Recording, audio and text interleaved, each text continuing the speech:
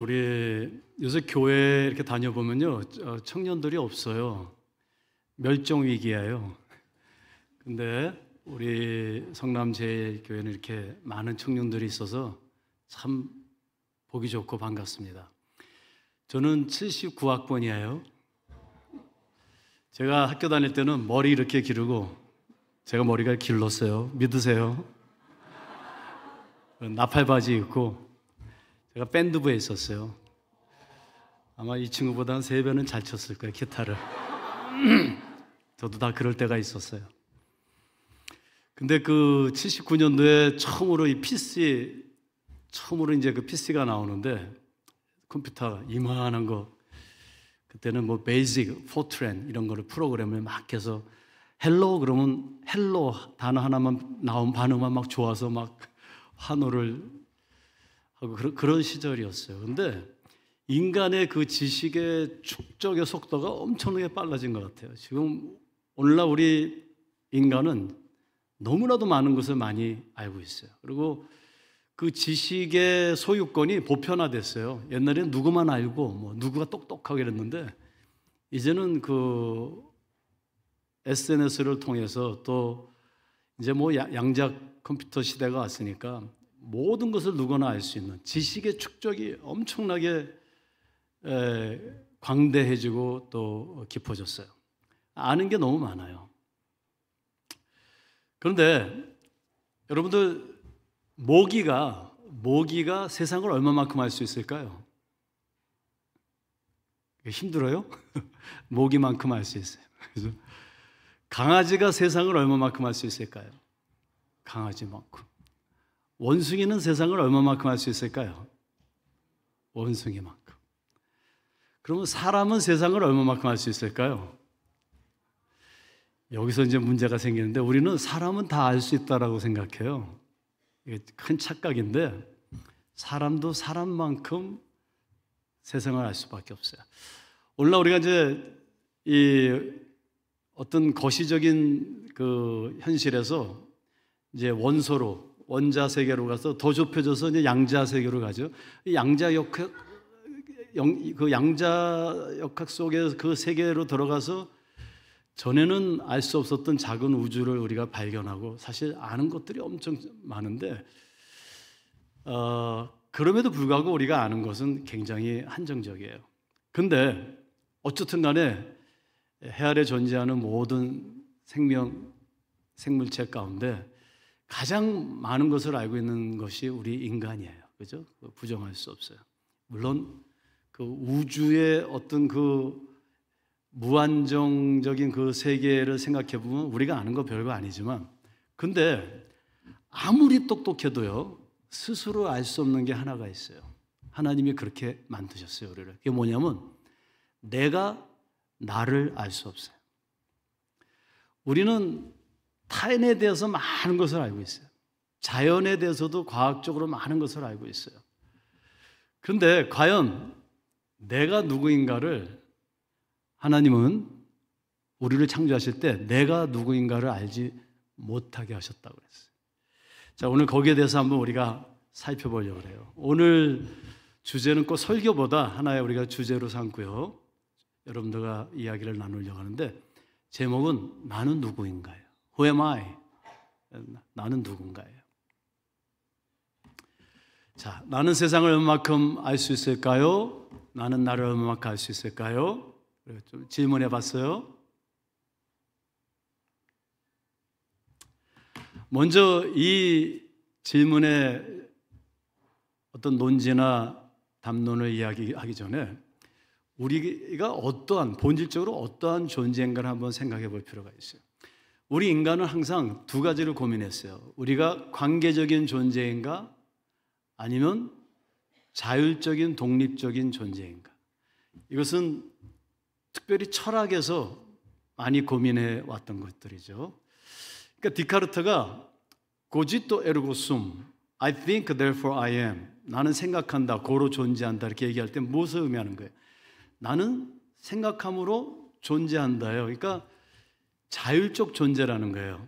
우리 인간의 이성을 객관적인 자율적인 그런 것으로 의식하고 그렇게 주장했던 것이죠. 그죠?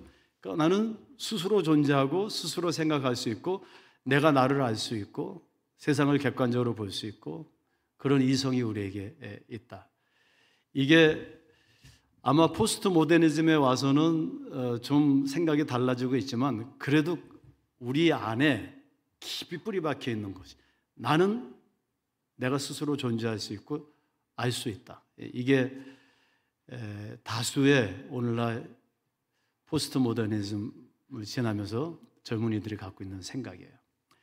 자, 그런데 우리 인간이 과연 자율적 존재일까? 제가 우리 학교에서 교수들이 연말에 이제 제주도로 퇴수회를 갔어요.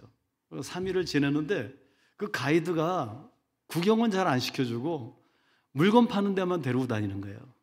그래서 이쪽 농장 가서 귤 사세요. 또 말농장 가서 말뼈 가루 사세요.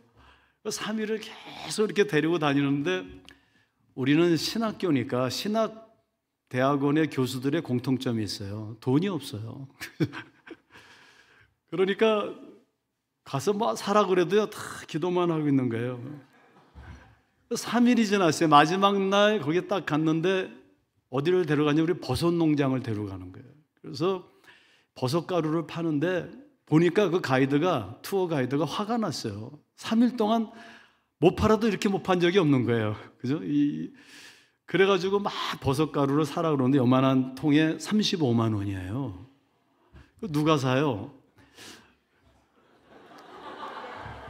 다 기도가 있는데 제가 좀 죄송하더라고요. 야, 저분이 우리 다 신학교 교수고 뭐 이런지 아는데 너무 그냥 짠돌이들이라고 속으로 욕하겠다. 할 수 없어서 제가 제 아내한테 욕먹을 거 아주 그냥 각오하고 이제 크레딧 카드를 가져가서 딱 35만 원짜리를 딱 샀어요. 근데 기적이 일어난 거예요. 제가 딱 샀는데 그다음부터 다른 교수들이 와서 막 사더라고요. 그래가지고 그분이 굉장히 아주 행복해졌어요. 그리고 돌아왔어요. 한 3개월이 지났는데 우리 캠퍼스에서 무슨 소문이 돌았냐면은 이한영 교수한테 속아가지고 버섯가루 그냥 사가지고 다 썩고 있고 효과도 없고 35만 원 버렸다고 제 탓을 하는 거예요. 그래서 제가 딱 어떤 교수한테 물어봤어요. 아니 소문이 이렇게 되게 뭐냐 그랬더니 사실 제가 신학을 하기 전에 저는 뉴욕 암센터의 의사로 일을 하고 있었어요. 그러니까 이 교수들이 의사가 사니까 몸에 좋은가 보다라고 산 거예요. 여러분들 우리 학교 교수들이요 다 독일, 미국, 영국에서 10년 이상 공부한 PhD 다 박사들이에요. 그렇게 똑똑한 사람도 버섯가루 하나 사는데 자율적 결정을 못한 거예요. 그죠? 그런데 우리 인간은요 관계적 존재예요. 관계적 존재. 왜 그런지 아세요? 처음부터 하나님이 우리를 창조하셨기 때문에 창조주와 피조물과 하나님과 나와 모든 환경과의 삼위일체론적인 관계적 존재이고요. 그 관계 속에서만이 내가 누구인지를 알 수 있어요.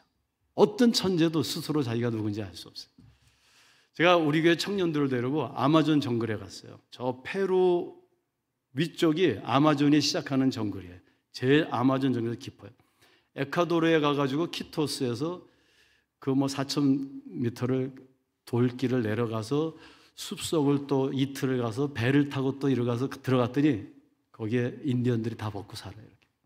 우리 청년들 한 30명이 갔는데 거기에서 제가 이렇게 보니까 전부 그냥 이제 빨개 벗고 다 이렇게 살잖아요.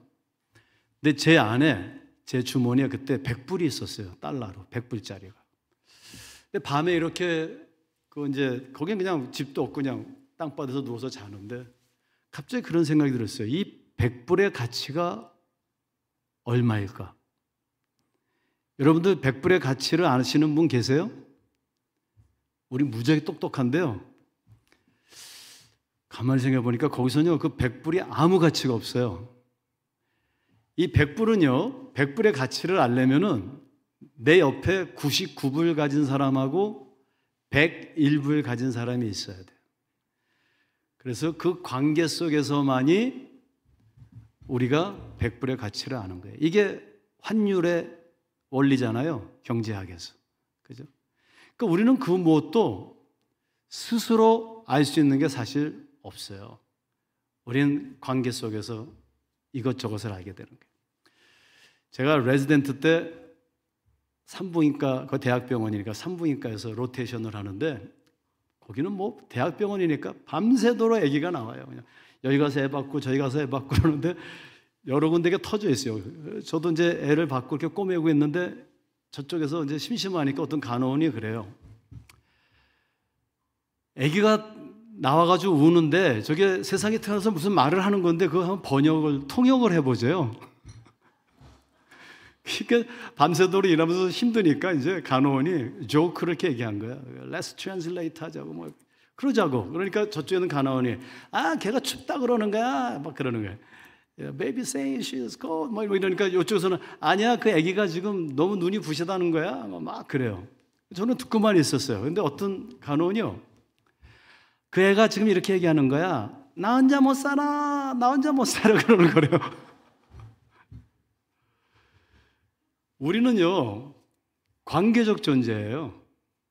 우리가 알고 있는 건 다 상대적인 것이고, 우리가 알고 있는 건 별로 이렇게 많은 것이 아니고요. 그 관계 속에서 알게 됐어요. 내가 누구라는 것은요, 절대로 내가 스스로 한 것이 아니에요. 우리는 내가 누구라는 것을 스스로 알 수 없어요. 우리는 어떤 관계 속에서 나의 정체성을 찾게 된 것이에요. 자, 제가요, 아프리카에서 6년을 살았어요. 선교지에서 제가 살아왔는데, 그 남아프리카 끝쪽에 가니까요, 물개들이 한 2, 3천 마리가 왔다 갔다 해요. 그리고 고래떼가 10월이면 메이팅을 하러 와요. 큰 고래들이 그 낙산에서 이렇게 아래 보면요, 고래들이 왔다 갔다 하고, 막 해삼, 덩어리, 문어, 그 사람들은 그거 안 먹어요. 그래서 얼마나 그때 해산물을 많이 먹었는지 몰라요. 그 바닷가에 살면서. 근데 그 바닷가에 못 들어가는 이유가 있었어요, 자주. 거기에 백상어가 있어요. 화이트 샤크라 그래가지고 상어 중에서 제일 큰 상어예요. 여러분들 아시죠? 유일하게 사람 공격하는 그런 아주 무서운 상어인데 보통 평균 8m예요. 7, 8m. 큰 거는 12m, 13m 그래요. 고래만 해요. 무게가 평균 1.6톤이에요. 자, 이 상어가 새끼를 낳는데 알을 낳을까요? 치어를 낳을까요?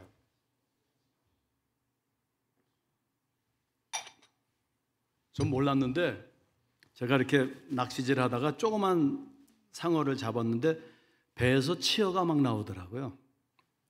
상어가 칸가루처럼 치어를 배에 품고 이렇게 그다음에 치어가 태어나더라고요. 근데 이 8m짜리 상어가 새끼를 낳으면 치어를 낳으면 요만해요. 치어는. 근데 그거를 어항에다 키웠어요. 어항에다가. 그랬더니 40cm밖에 안 커요. 여러분들 8m짜리가 40cm밖에 안 커요. 그죠? 내가 뭐 그 사진이 없어가지고 할 수 없이 그냥 이렇게 해봤어요. 그죠? 그러니까 뭐 큰 상어인데 40cm밖에 안 되고 무게는 9kg, 최고로 가봤자 9kg예요. 자, 여러분들 이 상어를 딱 어항에서 빼가지고 바다에다 던지면 다시 커질까요? 안 커질까요? 안 커져요. 왜 그런지 아세요? 얘가 어항 속에서 나는 붕어야. 어항이라는 관계 속에서 자기 정체성을 이렇게 정한 거예요. 나는 붕어야. 이렇게 정한 거예요. 심리학에서 연구한 것들이에요.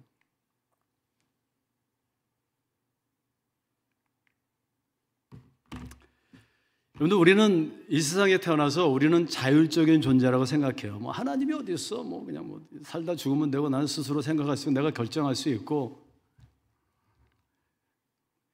그리고 뭐 요만큼 배우면은 또 교만해지죠. 뭐 자기가 다 아는 것 같아요. 우리 특별히 젊은이들은 내가 많이 안다고 생각하는데 여러분들 알기는커녕 아무것도 몰라요. 저는 지금 64세예요. 평생 공부만 했어요. PhD를 받았는데 PhD가 뭔지 아세요? Permanent Head Damage예요. Permanent Head Damage. 박사학위 받으면은 PhD가 뭐 철학 박사가 아니고 머리가 망가지는 거예요. 우리가 배우고 배워도요, 내가 누구인 거를 어떤 관계 속에서밖에 알 수 없어요. 자, 우리는요, 신체라는 관계 속에서 나의 정체성을 찾으려고 그래. 아, 나는 뭐 뚱뚱해, 나는 뭐 말랐어, 나는 키가 작어, 키가 커, 나는 예뻐, 안 예뻐, 병이 있어, 없어, 나는 흑인이야, 백인이야. 이 신체라는 어항에 갇혀서 자기 정체성을 가지고 고민을 해요. 그죠? 그런가 하면 어떤 사람들은 환경이라는 그 환경의 관계 속에서, 어떤 친구들은 경험이라는 관계 속에서 자기 정체성을, 내가 누구인가를 얘기하는 거예요. 큰 어떤 트라우마나 상처나 아니면은 성폭행을 당하고, 그래서 그것이 자기의 정체성이 되고 상처가 되어가지고 그것으로 자기의 정체성을 정하고 세상을 그 눈으로 바라보는 친구들이 있어요. 그런 거면 돈으로 자기의 정체성을, 나는 부자야, 나는 뭐 빌 게이츠야, 이름을 잘 지어야 돼요. 빌이죠, 빌, 돈, 게이츠, 그죠? 돈. 근데 여러분들 그 빌 게이츠 얼굴 보면 항상 이러고 있어요. 돈으로 자기 정체성을, 뭐 권력으로, 어떤 사람은 학력으로, 나는 박사야, 나는 뭐 S대 나왔어, 뭐 이렇게.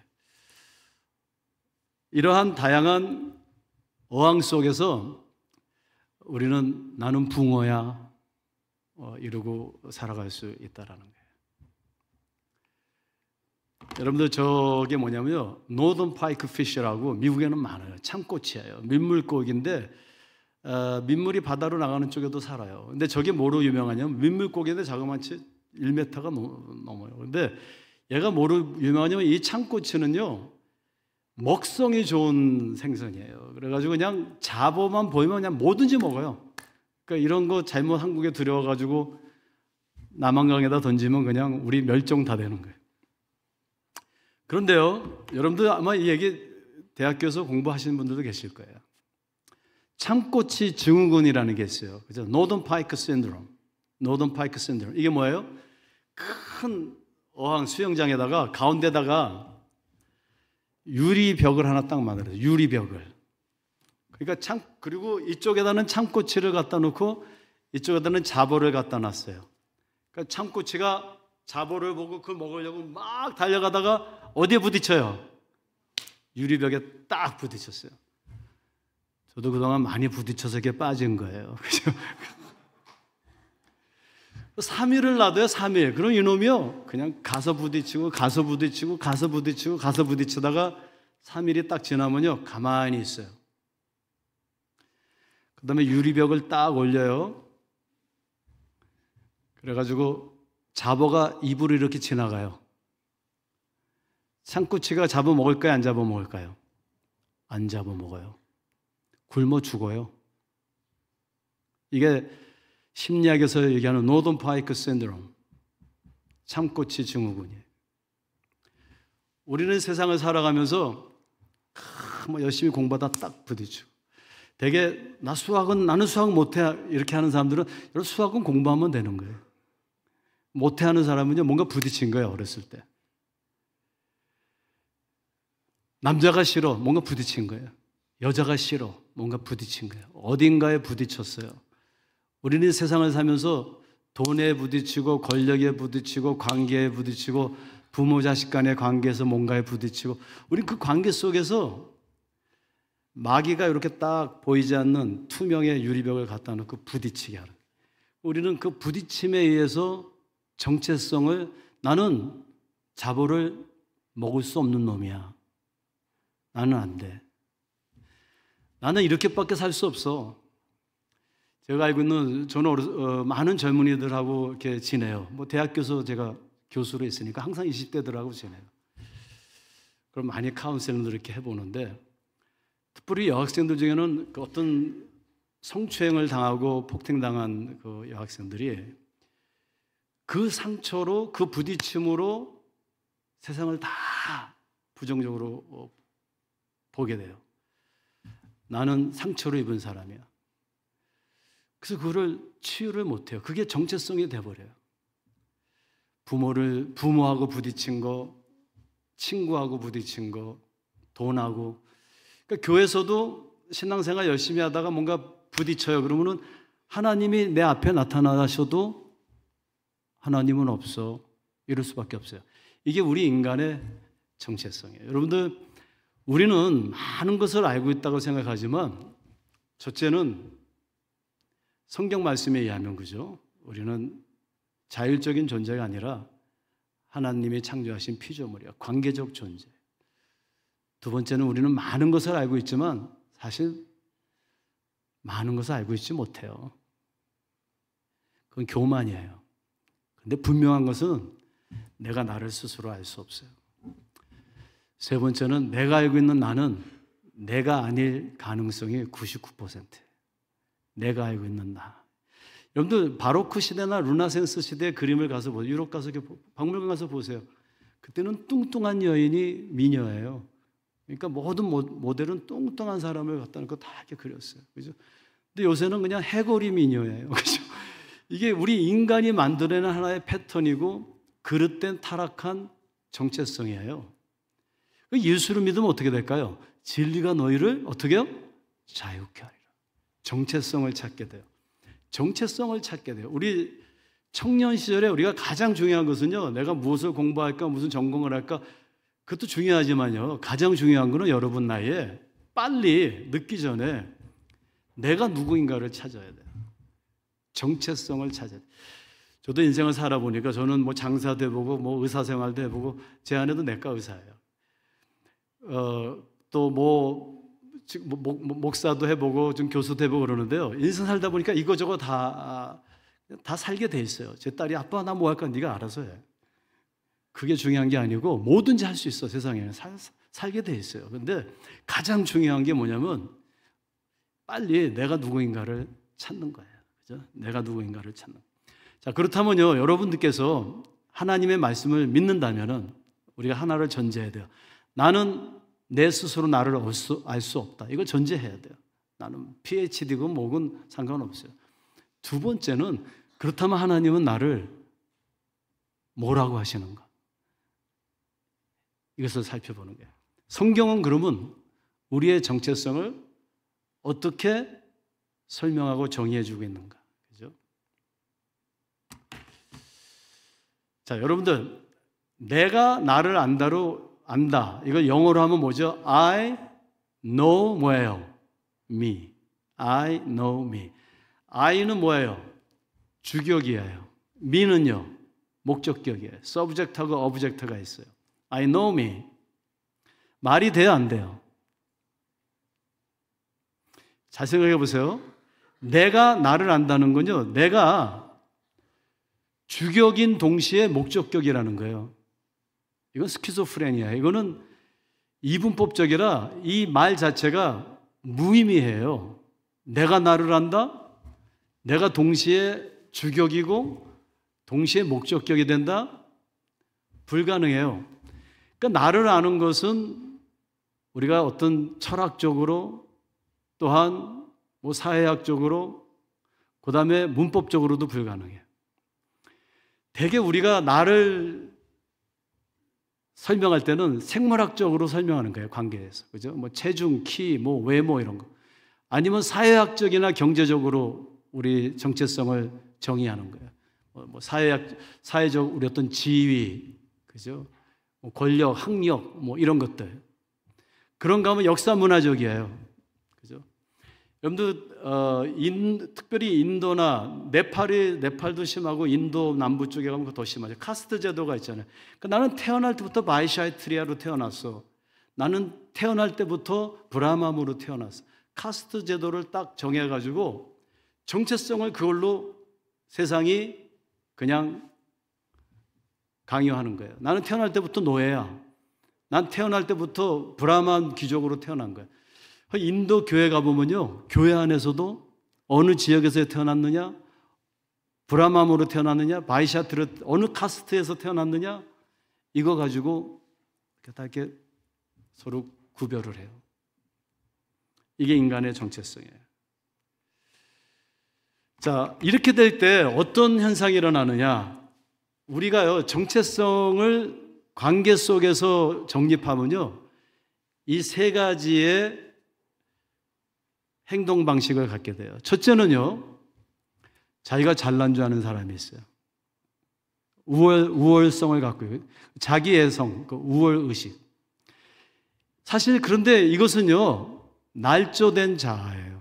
나는 굉장히 잘난 것 같고, 내가 뭐 똑똑한 거 많이 배운 것 같고, 뭐 공부한 것 같고, 좋은 집안에 태어났고, 좋은 지방에서 태어났고, 뭐 이러는데, 그거는 성경 말씀에 의하면 정체성이 아니에요. 날조된 자아예요.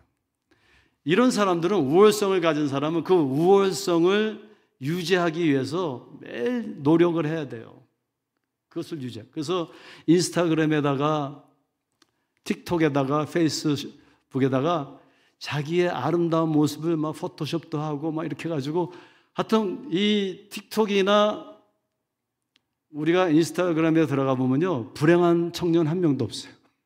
다 행복해 보고. 그 엄청난 노력을 해요. 거기 그 날조된 자아를 만드는데 시간을 많이 해요. 이런 사람들은 특징이 뭐냐면은 비평을 받으면 쉽게 무너져 버려요. 이 우월적인 그릇된 자아성을 가진 사람은 피해 의식이 심해요. 조금만 비평해도 그걸 받아들이지 못해요. 그런가 하면 반대로요, 낮은 자존감의 열등의식을 가진 정체성을 갖게 돼요. 그래가지고 항상 비교하는 거죠. 저 사람에 비해서 내가 키가 작고, 저 사람에 비해서 뭐 무게가 많이, 저 사람에 비해서도 못생겼고, 관계 속에서 정체성을 하니까요. 그죠? 근데 이런 사람들은요, 타인에 대해서 속으로는 아주 비평적인 생각을, 관점을 항상 가지고 있어요. 겁이 많아요. 극도로 겸손하고 또 막 친절해요. 늘 비교의식 속에서 살아요.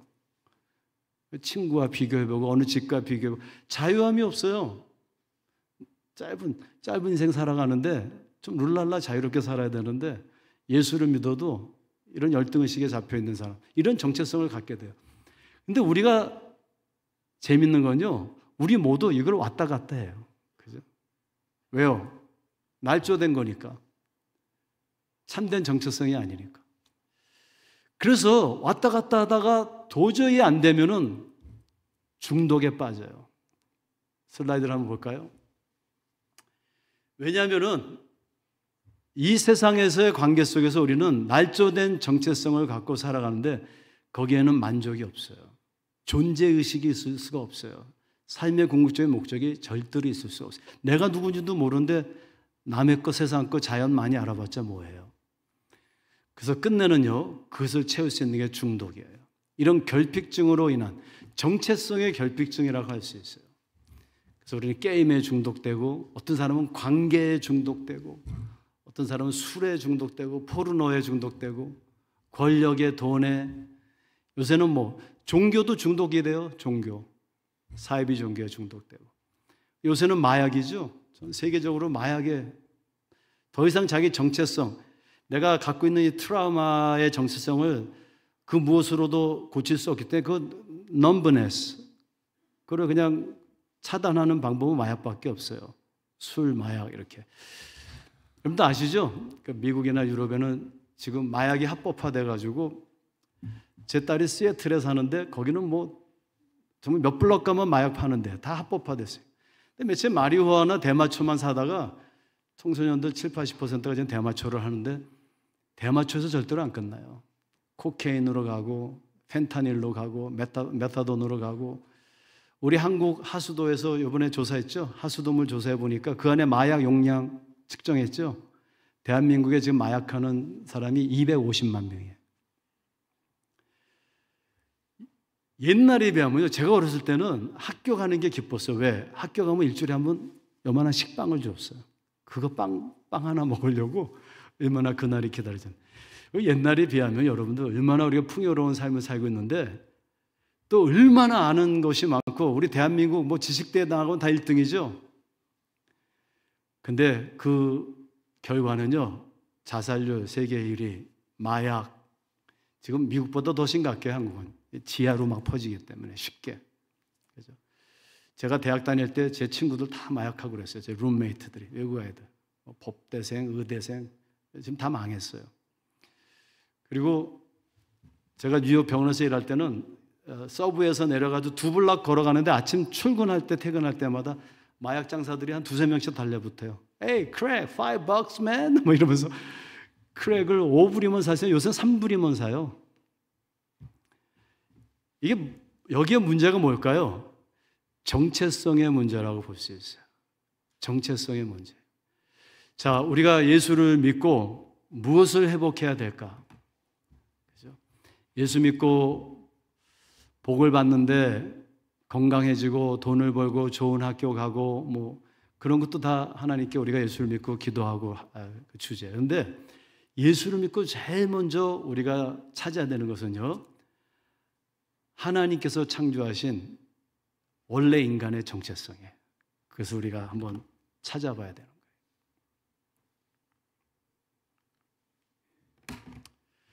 자, 성 어거스틴이 이런 말을 했어요. 레네 디카르트는 꼬지또 에르고숨, 내가 생각함으로 존재한다 그랬는데 성 어거스틴은 반대로 얘기했어요. 내가 존재함으로 생각한다 그랬어요. 이건 뭐냐면요, 인간의 자율성이 아니라 인간의 관계성을 얘기한 거예요. 즉 하나님께서 우리를 창조하시고 우리를 존재케 하셨기 때문에 생각할 수 있다라는 거예요.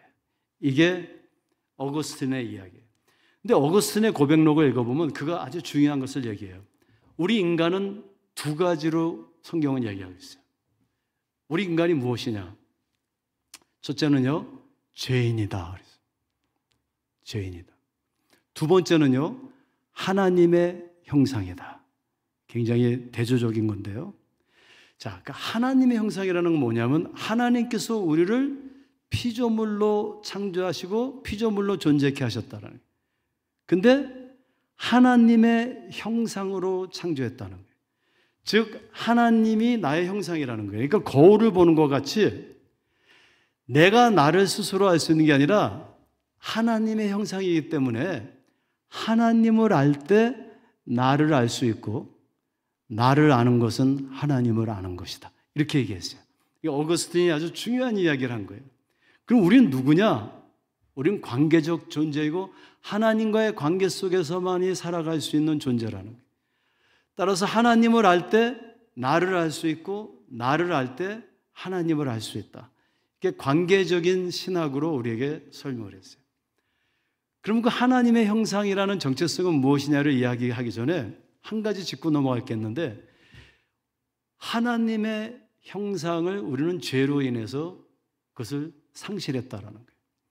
그러니까 원래 정체성이 죄로 인해서. 그래서 우리는 죄인이다. 로마서에 보면은 의인은 없나니 단 하나도 없다. 이게 첫 번째. 그러니까 먼저 우리가 나를 알기 위해서는요, 2가지를 알아야 되는데, 첫 번째는 내가 죄인이라는 걸 알아야 된다. 그런데 우리 아버님이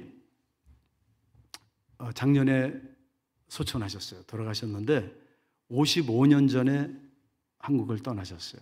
그죠? 근데 제가 한국에서 우리 아내하고 우리 아버님을 이제 1년에 한 번씩 아버님 어머님을 초청해요. 한국에 초청하면은 우리 아버님 어머님이 그때 90이 넘으셨는데도 막 힘드신데도 1년 내내 누워 계시다가 저희가 한 부활절쯤 돼서 항상 초청을 했거든요. 그러면 아들이 보고 싶어서 부활절날 예수님과 같이 부활하세요. 그래가지고 비행기를 타고 한국에 오세요. 그럼 제가 이제 오셨으니까 좀 잘 구경시켜 드리려고 이제 하루는 경부고속도로를 쭉 가다가 휴게소를 딱 들어갔어요. 들어갔는데 한국의 휴게소의 화장실은 여러분 잘 아시다시피 세계 최고예요. 5스타예요. 그렇죠? 유럽 여행하면 얼마나 불편해요. 화장실도 더럽고 돈 내고 들어가야 돼. 화장실도 없고 막. 제가 한번 저 인도 시골의 공항에서 막 설사가 날 것 같아서 화장실을 뛰어 들어갔어요. 근데 여러분들 아시죠? 인도 화장실은 종이가 없는 거. 그래가지고 공항인데 종이가 없어요. 그래가지고 지갑에 보니까 제가 커피를 마시고 받은 요만한 영수증이 있더라고요. 요만한. 그래서 그거를 기도하는 마음으로 10분을 비벼가면서 정성스럽게 해서 부드럽게 만들어가지고 그걸 닦은 적이 있어요. 그죠? 여러분들, 우리 한국 화장실은요, 너무 깨끗해요. 그래가지고 우리 아버님이 경부고속도로에서 화장실 들어가서 깜짝 놀라시는 거예요. 막 노래가 나오죠. 뭐 그림도 붙여있죠. 클래스 음악 나오죠. 깨끗하죠. 그러니까 소변을 보신 다음에 우리 아버님이 또 옛날 6.25 얘기하시면서 한영아 사진 한 장 찍어라. 이런 사진을 찍으시려고 그러는 거예요. 아버지 여기 화장실에서 무슨 사진이에요. 하나 찍어. 우리나라가 이렇게 많이 발전했어. 막 그러시면서 너무 좋아하시는 거예요. 근데 제가 어렸을 때 우리 화장실 변소죠. 변소는요 정말 재밌었어요. 그죠? 날판지 2개 갖다 놓으면 거기 아슬아슬하게 고개를 하면서 앉아야 돼요. 제가 거기 빠진 적도 있어요. 빠져서 그때 독이 올라와가지고 이렇게 다 이게 빠진 거예요. 그죠? 근데 거기 앉아 있으면 재밌는 현상이 일어나는데 우리 어렸을 때 다 해봤어요. 이렇게 앉아서 구데기가 많아요. 그냥 구데기가 그러는데 요놈들이 올라와요. 다 서로 막 이렇게 경쟁을 해요. 벽을 타고 올라와요. 올라오다가 똑 떨어지고 올라오다 똑 떨어지고 어떤 놈은 재주가 져서 이렇게 해서 위까지 올라와요. 그럼 제가 발로 탁 밟고 그랬어요. 근데 여러분들 욥기에 보면은 비라라는 친구가 욥한테 이렇게 얘기해요. 우리 인생은 구데기야. 우리 인생은 구데기야. 우리는요, 나는 공부 좀 했어 그러다 똑 떨어져. 나는 뭐 S대 나와서 똑 떨어져. 나는 뭐 건강해 그러다 똑 떨어지고. 나는 돈 좀 벌었어 그러다 하나님이 어디 있어 그러다가 똑 떨어지고. 우리가 굉장히 똑똑한 것 같지만요, 우리는 하나님 앞에서 보편성을 갖고 있어요. 이게 뭐냐면 거룩하신 하나님 앞에 서면 저 여러분도 여기 앉을 수 있는 존재가 아니에요. 우리는 죄인이에요. 여러분들 암 환자가 병을 고치려면은 어느 때는 어느 암은 안 보이는 것들이 있어요. 근데 MRI 찍으면 나와요. 그래서 의사가 이거는 암이에요. 그거를 인정하지 아니하면은 그 치유가 시작이 될 수가 없어요. 저와 여러분들이요, 하나님이 있어 없어 뭐 이렇고 저렇고 뭐 이래서 있을 수 있고 저래서 없어 아무리 짓거려 봤자 하나님은 존재하세요. 그리고 우리는 그 앞에서 죄인이에요. 이것을 전제하고 인정하는 것이 기독교 복음의 시작이에요. 기독교 복음은요, 복음은 good news. 치료는 하나님, 저는 병적인 정체성을 갖고 있어요. 죄악된 정체성이에요. 그래서 이거저거에 중독되어 있어요. 그것을 고백하고 그 진단을 받아들이는 순간부터 우리는 하나님의 형상인 참된 정체성을 찾을 수 있는 거예요. 저도 여러분 나이 때 좀 늦게 그 정체성을 발견했어요. 제가 죄인이라는 걸 깨달았어요. 제가 뭐 사람을 죽인 것도 큰 뭐 죄를 지은 것도 아니고 제가 볼 때 열심히 공부하고 그렇지만 거룩하신 하나님 앞에 딱 가서 서니까 얼마나 나의 그 잘못된 정체성, 타락성 이것을 하나님께서 치유하시기 위해서 그 모든 우리의 죄를 감당하시고 십자가에서 피를 흘리신 거예요. 이것을 우리가 은혜라고 그래요. 은혜는요, 우리 정체성 회복의 출발이에요. 그러한 은혜가 여러분들에게 있기를 주님의 이름으로 축원드립니다. 자, 그러면요, 하나님의 형상이라는 건 무엇일까요? 우리 고린도서 한번 다 같이 읽어볼까요? 시작. 그런즉 누구든지 그리스도 안에 있으면 새로운 피조물이라. 이전 것은 지나갔으니 보라 새 것이 되었도다. 우리가 그리스도 안에서 주님의 은혜를 주님을 영접할 때, 그죠? 그게 보혈의 피를 우리가 보혈의 피로 거듭날 때 우리는 이 날조된 정체성을 버리게 되고요, 새로운 피조물이 돼요. 그게 뭡니까? 새 것이 되는데 새 것이 아니라 원래가 되는 거예요. 그게 뭐예요? 하나님의 형상이에요. 제가 오늘 시간이 없기 때문에 더 길게 할 수 없어서 4가지만 간단하게 설명하고 마치고 다음에 기회가 있으면 또 한번 올게요.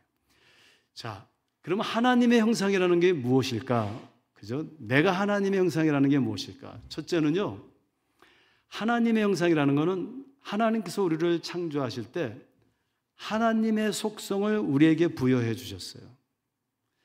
하나님께서 우리에게 주지 않은 게 2가지가 있어요.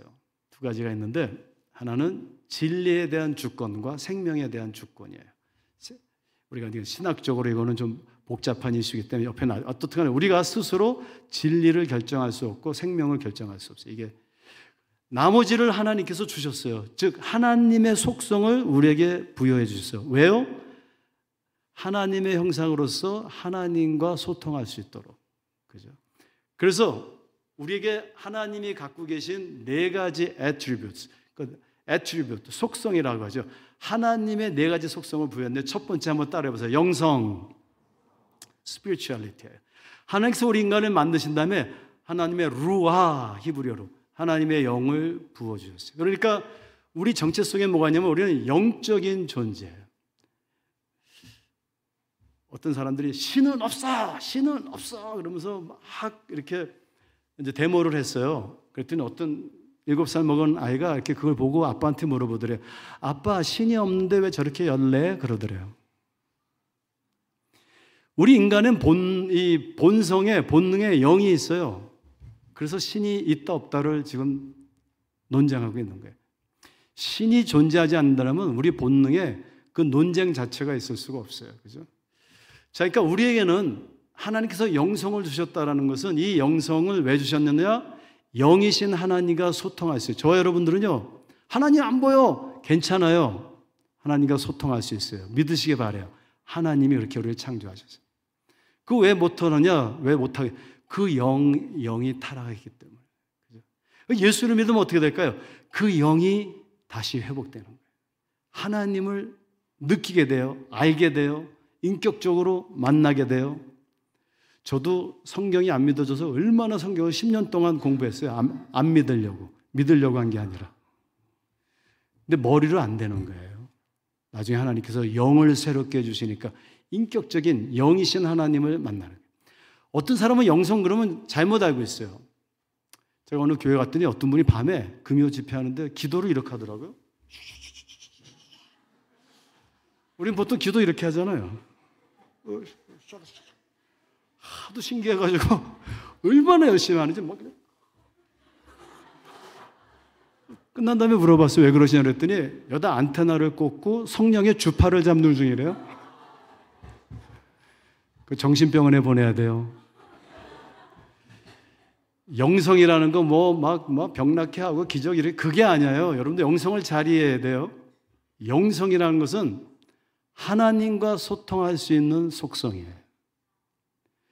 그래서 예수를 믿으면 어떻게 될까요? 영성이 회복되는 거예요. 하나님이 없어 그런데 갑자기 하나님이 계신 거예요. 두 번째 하나님이 주신 게 있는데 합리성이에요. rationality. 그죠? rationality, 합리성을 주셨어요. 하나님께서 우주 만물을 창조하시고 여러분들 예수를 믿으면 미신적인 것이 없어져요. 나무에다 절하고 이런 게 아니에요. 예수를 믿으면요 과학이 발전해요. 과학이. 예. 하나님께서는 우주 만물을 질서정연하게 디자인하셨어요. 우리 디자인 티어리 아시죠? 하나님께서 설계하셨어요. 저는 암센터에서 연구를 하는데 우리 원장님이 닥터 누폰이라고 세계적인 학자예요. 그분이 저한테 이랬어요. 우리가 지금 이 뉴욕 센터에 MD, PhD 박사가 지금 6천 명이 같이 일하고 있는데 피 한 방울을 가지고 연구하고 있다. 피 한 방울이 그 피 한 방울 속에 또 하나의 우주가 존재한다 그랬어요. 이 광활한 하나님의 설계, 그러니까 하나님께서 우주 만물을 질서정연하게 과학적으로 창조하셨어요. 그래서 우리가 과학을 발달시킬 수 있는 거예요. 물론 과학주의의 문제예요. 과학적으로 하나님이 존재하지 않는다. 그건 과학이 아니고 그거는 과학주의예요. 또 하나의 scientific superstition, 과학적 미신이에요.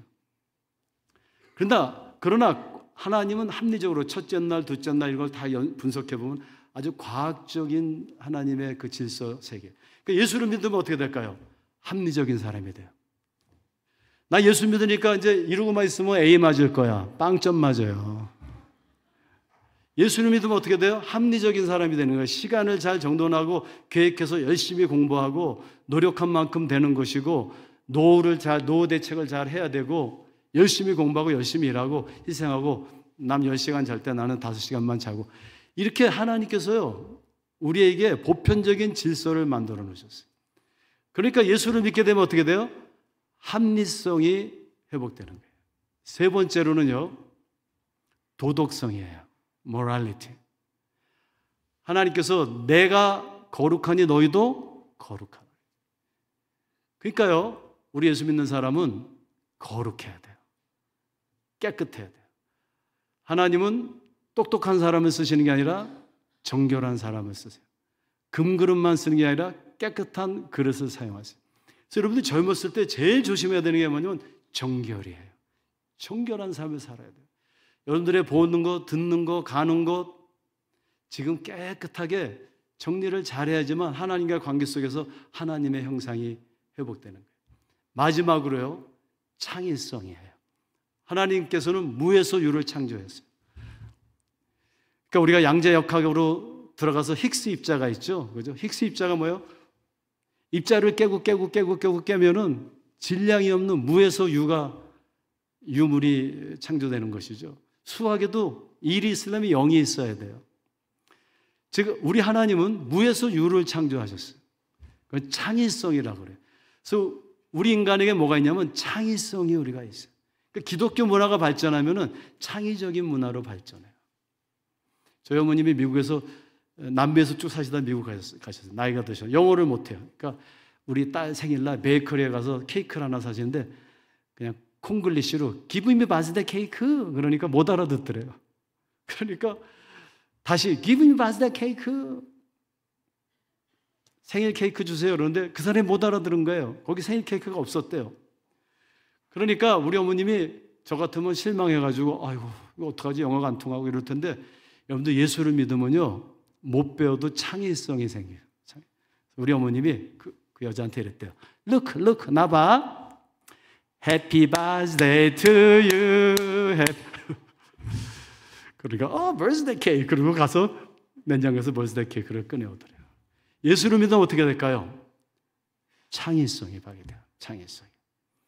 자, 우리 결론의 말씀을 드리겠어요. 시간이 없어서 마쳐야 되기 때문에 우리는 많은 것을 알고 있다고 생각하고 특별히 젊은 사람들은 그렇게 착각하고 살아요. 절대로 착각하지 마세요.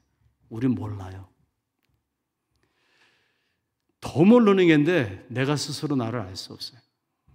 내가 알고 있는 내가 어떤 관계 속에서 생긴 날조된 자아예요. 거기 속지 마세요. 우리는 둘 중에 하나예요. 죄인이고 하나님의 형상이에요. 저 여러분들이 예수 그리스도 안에서 하나님의 형상을 회복하고 짧은 나그네 인생을 살아가는 동안 그리고 지금 젊었을 때 그리스도 안에서 영성과 합리성과 도덕성과 창의성이 회복되기를 주님의 이름으로 축원드려요. 다 같이 기도합시다.